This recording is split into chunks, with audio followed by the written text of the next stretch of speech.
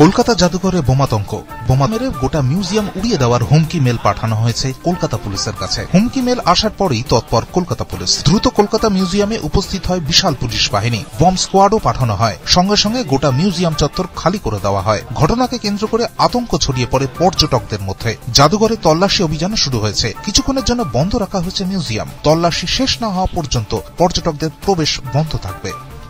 Nothing suspicious could be found inside. Bomb squad দিয়ে, dog squad দিয়ে আমরা ভালো করে সার্চ করেছি। এটা এলাকা পুরো স্যানিটাইজ হয়ে গেছে, চিন্তা করার কোনো কারণ নেই। আচ্ছা, মেলটা কোথা থেকে এসেছিল? That we are looking into. Cyber team is on it. Thank you.